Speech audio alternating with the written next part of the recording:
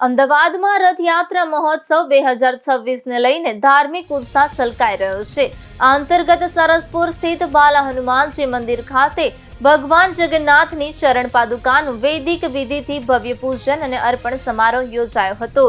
આ પ્રસંગે 400થી વધુ વિદ્યાર્થીઓ પરંપરાગત વેશભૂષામાં સંસ્કૃત યાત્રામાં જોડાયા હતા। વેદ મંત્રોના ગુંજારવણ વચ્ચે સમગ્ર વાતાવરણ ભક્તિમય બની ગયું હતું। જગન્નાથજીની ચરણ પાદુકા 7 જુલાઈની રથયાત્રા સુધી ભક્તોના દર્શન માટે મૂકવામાં આવશે।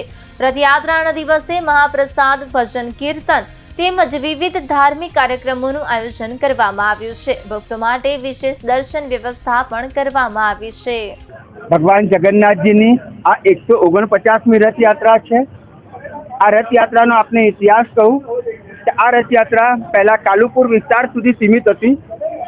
ત્યારબાદ સરસપુરના રણછોડજી મંદિર અને શ્રી બાલા હનુમાન મંદિરના મહંત માનનીય પૂજ્ય શ્રી વાસુદેવ દાસજી હતા અને વાસુદેવ દાસજી અને જગન્નાથ મંદિરના મહંત બંનેની એક બહુ જ ધાર્મિક મિત્રતાઓ હતી, જેના કારણે તેઓએ વિનંતી કરી કે આ રથયાત્રા સરસપુર સુધી લંબાવો।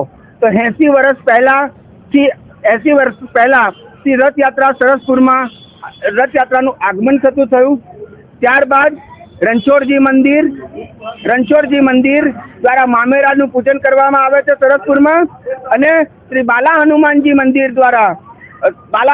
મંદિર અને રણછોડજી મંદિર દ્વારા સાધુ સંતોનો ભંડારો કરવામાં આવે છે। સરસપુરની તમામ પોળોની અંદર તમામ પોળવાસીઓ ખૂબ જ ભક્તિભાવથી શ્રદ્ધાપૂર્વક આવનાર તમામ મહેમાનોને જમાડે છે।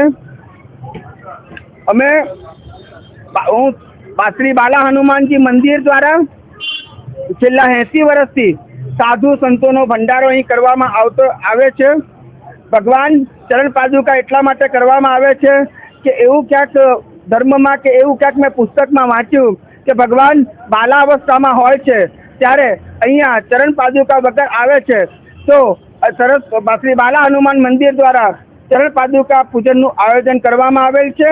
આજે ચરણ પાદુકા પૂજનનું આયોજન છે, તેની સાથે કળશ યાત્રા નીકળશે અને સૌથી મોટી એક આપને વાત કહું, હિન્દુ સંસ્કૃતિની આ ભારત દેશની જે પ્રાચીન ભાષા સંસ્કૃત છે એ સંસ્કૃતના પુનરોત્થાનની અમે વાત કરીએ છીએ કે સંસ્કૃતનો પ્રચાર અને પ્રસાર થાય।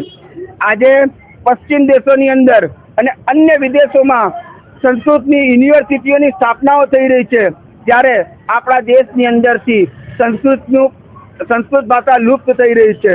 મારે આપ સૌને વિનંતી છે કે સંસ્કૃત ભાષાની અંદર જ્ઞાન છે, સંસ્કૃત ભાષાની અંદર વિજ્ઞાન છે, સંસ્કૃત ભાષાની અંદર ગણિત છે, અને આવનારા દિવસોમાં એવું પણ સાંભળ્યું છે કે સંસ્કૃત ભાષા જે છે એ કોમ્પ્યુટરમાં ફિટ થાય એવી ભાષા છે।